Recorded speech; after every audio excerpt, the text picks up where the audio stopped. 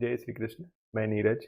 मेरे प्रिय आत्मस्वरूप सनातनी बंधुओं, आज हम यहाँ पर किसी प्रवचन के लिए नहीं मिले हैं। आज हम यहाँ स्वयं को खो देने के लिए मिले हैं। लोग कहते हैं कि कलयुग में भगवान बहुत दूर हैं, पर सच तो यह है कि जब दुनिया के सारे दरवाजे बंद हो जाते हैं, तब पता चलता है कि श्याम का दरवाजा कभी बंद था ही नहीं। हम ही उसे खटखटाना भूल गए थे। तो अब आप समझ गए होंगे कि आज आप यहाँ इसलिए हैं क्योंकि भगवान नारायण स्वयं आपसे कुछ कहना चाहते हैं। श्रीमद् भगवद गीता अध्याय 9 श्लोक 22 में श्री भगवान कहते हैं, अनन्यास चिंतयन्तो मां ये जनः पर्युपासते तेषां नित्याभियुक्तानां योगक्षेमं वहाम्यहम्। अर्थात श्री भगवान कहते हैं, जो लोग अनन्य भाव से मेरा चिंतन करते हुए मेरी उपासना करते हैं, उन सारे भक्तों की सभी जरूरतों को मैं पूरा करता हूँ और जो भी कुछ उनके पास है उसकी रक्षा भी मैं स्वयं करता हूँ। बहुत बड़ी बात है।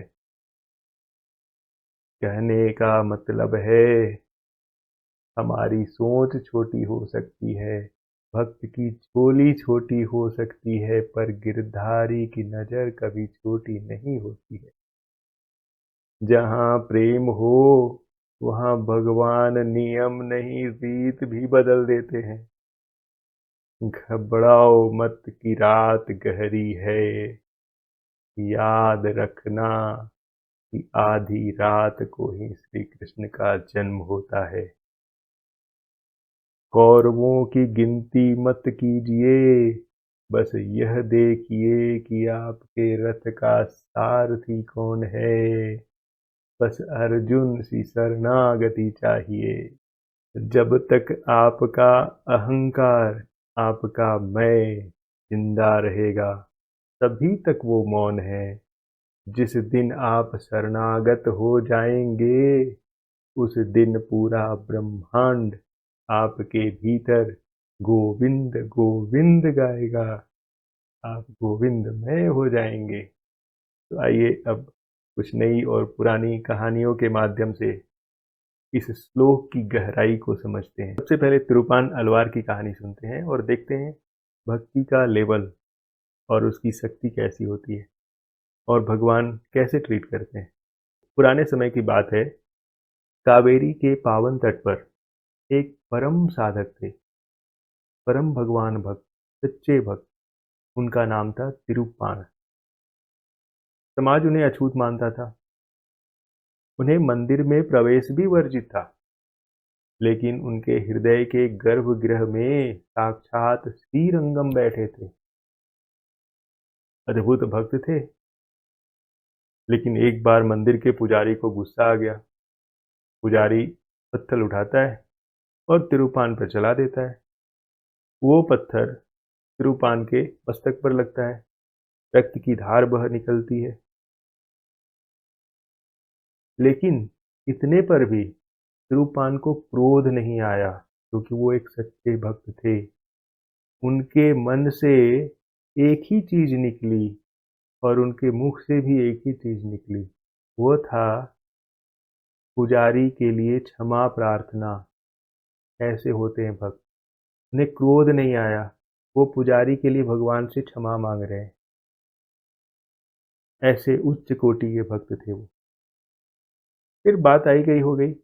पुजारी जो है वहां से लौट कर मंदिर जाता है और जैसे ही दरवाजा खोलता है मंदिर का, वो देखता है कि भगवान श्रीरंग के दिव्य मस्तक से भी रक्त की अविरल धारा बह रही है और भगवान रो रहे हैं।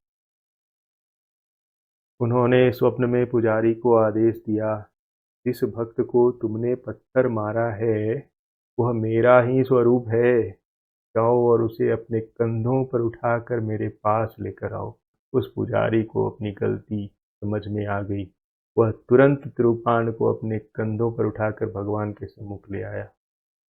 कहने का मतलब है कि भगवान भाव के भूखे हैं, भेद के नहीं। तिरुप्पान अलवार की कथा यह प्रमाणित करती है कि परमात्मा पत्थर की दीवारों में नहीं, बल्कि उन हृदय तंत्रियों में वास करते हैं जो प्रेम से झंकृत होती है। जहाँ अहंकार का अंत होता है, वहीं से अनन्य भक्ति प्रारंभ होती है। यही वह अटूट विश्वास है जो हर भक्त की ढाल बन जाता है। आज यदि संसार की उपेक्षा आपको घेरे हुए है और अगर आपके भाग्य का सूर्य बादलों में ढका है, तो धैर्य का दीप जलाए रखिए कि भोर होने वाली है। विजय आपकी निश्चित है, क्योंकि साथ त्रिलोकपति खड़ा है। तो भक्ति की ये शक्ति होती है। आइए अब एक दूसरी कहानी सुनते हैं, कनी कन्नन की। कन्नी कन्नन कांची के एक मंदिर के सेवक थे, पुजारी थे। वो भगवान के सच्चे भक्त थे। मंदिर में सेवा शुश्रूषा करते थे, भगवान की पूजा करते थे, भक्ति करते थे और सारे भक्तों की मदद किया करते। एक बार कांची में राजा को कनी कन्नन पर गुस्सा आ गया। उसने कनी कन्नन को राज्य से निकाला दे दिया। अब जब ये बात उनके गुरु तिरुमजिसय को पता चली, वो भी भगवान के परम भक्त थे। दोनों एक से एक बढ़कर एक भक्त थे। उनको भी गुस्सा आ गया, तो सीधे तिरुमजिसय जो है वो भगवान के मंदिर में गए और उन्होंने कहा, हे यथोतकारी। उन्होंने यथोतकारी वर्ड से भगवान को संबोधित किया था, ध्यान रखिएगा इस बात को। कनी कन्नन जा रहा है, मैं भी जा रहा हूं। मैं क्या करूंगा यहाँ रह के? आप यहाँ शेषनाग पर अकेले सो के क्या करेंगे? आप भी सही है, समेटिए और चलिए यहाँ से। तो जगत का रचयिता और जो चराचर का स्वामी है, ऐसा चमत्कार हुआ कि वो भी अपने भक्त के पीछे पीछे चल पड़े। पूरे राज्य में अंधकार छा गया। उसी समय से भगवान का नाम पड़ गया यथोतकारी, यानी वही करने वाला जो भक्त ने कहा है। इसके बाद राजा को अपनी भूल का एहसास हुआ। वो गया कनी कन्नन और उनके गुरु से क्षमा प्रार्थना करता है और उन्हें अपने राज्य में आदर के साथ वापस लौटने के लिए कहता है। उसके बाद से फिर राज्य में पुनः शांति और समृद्धि बहाल हो जाती है। तो इस कहानी से आप क्या सीखते हैं?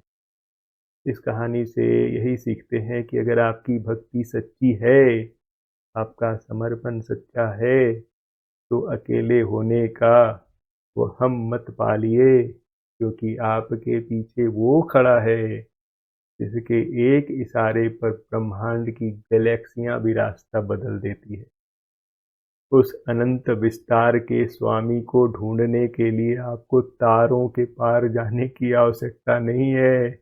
वह आपकी हर श्वास और आपके अटूट विश्वास में धड़क रहा है। तू दीप जला अपनी श्रद्धा का, वो ज्योति स्वयं बन जाएगा। जिसका सारथी स्वयं कृष्ण हो, विजय स्वयं उसके गले की हार बन जाएगी। कि भक्ति वो है जहाँ काल की सीमा नहीं होती है, केवल भाव का विस्तार होता है। यह भाव ही है जो भक्त को भगवान से भी बड़ा बना देता है। इतिहास साक्षी है कि राम से बड़ा राम का नाम है, क्योंकि राम ने तो केवल अहल्या को तारा था, पर राम नाम ने तो पत्थरों को भी समुद्र में तैरा दिया था। यदि निर्जीव पत्थर राम नाम के सहारे अथाह सागर को जीत सकते हैं, तो आप तो उस परमात्मा की चैतन्य संतान है। आपके संघर्ष का समुद्र कितना भी गहरा क्यों न हो, नाम की यह नाव आपको डूबने नहीं देगी। विश्वास तो कीजिए। अपनी दुर्बलता को त्याग कर उस परम नायक का स्मरण कीजिए, जो अदृश्य होकर भी आपके रथ की डोर को थामे खड़ा है।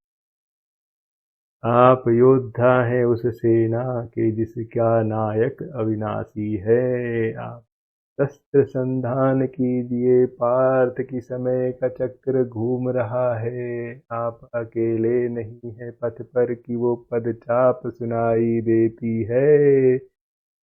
वो काली कमली वाले की हर कहीं आभा दिखाई देती है। तो आइए अब एक और कहानी सुनते हैं। आपने नाम सुना होगा मृगारी का। मृगारी एक बहुत ही खतरनाक और हिंसक शिकारी था। वो पशुओं को तड़पा तड़पा के मारता। एक बार क्या हुआ, नारद जी की दृष्टि उस पर पड़ गई। नारद जी ने कुछ भी नहीं बोला उसे, बस देखा बस। लेकिन नारद जी की एक दृष्टि का प्रभाव ऐसा था कि वो मृगारी जैसा आदमी ऐसा बदल गया कि एक चींटी को भी कष्ट देने में उसे डर लगने लगा। यह भगवान का योग क्षेम। इसी तरह भक्त अम्बरीश की कथा तो आप जानते ही होंगे। दुर्वासा मुनि एक बार अम्बरीश पर क्रोधित होकर श्राप देते हैं और उसे मारने के लिए राक्षसी को भेजते हैं। तो भक्त पर संकट आया देखकर भगवान का भी सुदर्शन चक्र आ जाता है और सुदर्शन चक्र दुर्वासा का पीछा करने लगता है। अब दुर्वासा जहां जहां भी दौड़ कर जाते हैं, सुदर्शन चक्र भी वहां वहां दौड़ कर पहुंच जाता है। लास्ट में जब दुर्वासा ऋषि को पता चला कि अब बचने का कोई उपाय नहीं है, तो वो सुदर्शनधारी भगवान श्री हरि के बैकुंठ धाम में ही पहुंच जाते हैं और भगवान से विनती करने लगते हैं कि भगवान ये सुदर्शन को मेरे पीछे से हटा लीजिए, ये तो हमें मार ही डालेगा। लेकिन भगवान पता है क्या रिप्लाई करते हैं? हम भक्त पराधीना, मैं स्वतंत्र नहीं हूँ, मैं भक्तों की प्रेम श्रृंखलाओं में बंधा हुआ एक दास हूँ। अब जो करेगा वो अम्बरीश ही करेगा। मतलब कहने का मतलब है अब अम्बरीश ही आपको बचा सकता है। तो फिर दुर्वासा ऋषि दौड़े दौड़े अम्बरीश के पास आते हैं और अपनी गलतियों के लिए क्षमा मांगते हैं और फिर सुदर्शन चक्र लौट जाता है। तो कहने का मतलब है जिसने सुदामा के चावलों में त्रिलोक का राज लुटा दिया था, क्या वह आपकी झोली खाली रहने देगा? बस विश्वास की डोर मत छोड़ना। पहाड़ जैसा भी संकट हो तो होने दीजिए, डरिए मत, क्योंकि आप उस गिरधारी के वंशज हैं जिसने उंगली पर गोवर्धन उठा लिया था। अधर्म के 100 कौरव भी हों या संकटों का कितना भी भीषण घेरा हो, आपको गिरने नहीं देगा वो जो नक्षत्रों को थामता है। जो कृष्ण का हो गया वो कभी कुछ नहीं होता है। तो अब शांत हो जाइए, पूर्णतः शांत। अपने अंतर मन में उस श्याम सुंदर की छवि को निहारिए। आपकी समस्त चिंताएं, आपके रोग, आपके शोक सब उस योग क्षेम की अग्नि में भस्म हो रहे हैं। किस्मत की लकीरों को अब अपनी मुट्ठी में मत ढूंढिए, अपनी मुट्ठी को आकाश की ओर उठाइए और कहिए हरि मेरा है तो मेरी हार हो ही नहीं सकती। अगर आप अभी भी परम भगवान की बातें सुन रहे हैं तो इसका मतलब है कि ईश्वर का आपके साथ कोई बहुत बड़ा प्लान अभी बाकी है। बस कदम आपको बढ़ाना है, क्योंकि ये उनका वचन है जिन्होंने अर्जुन को रणभूमि में वचन दिया था कि अगर जीत गए तो दुनिया का राज्य मिलेगा और अगर वीर गति प्राप्त हुए तो स्वर्ग मिलेगा। जब तर्क थक जाए और सहारा छूट जाए, तब अपनी चेतना की पूरी शक्ति को एक केंद्र पर ले आइए। जब पूरी दुनिया आपके खिलाफ खड़ी हो तो आंखें बंद कर कर संपूर्ण विश्वास और समर्पण के साथ बस इतना कहिए, कृष्णस्तु भगवान स्वयं। फिर देखिए तूफान का रुख कैसे मुड़ जाता है। युद्ध से भागना कायरता है और माधव के होते हुए डरना पाप है। उठिए और अपनी नियति को बदल डालिए। आपकी पुकार में वह गर्जना होनी चाहिए कि नियति भी अपना रास्ता बदल दे। और आपका विश्वास ऐसा होना चाहिए कि इस पत्थर में भगवान है तो पत्थर को भी फटकर नरसिंह बनना पड़े। जय श्री कृष्ण।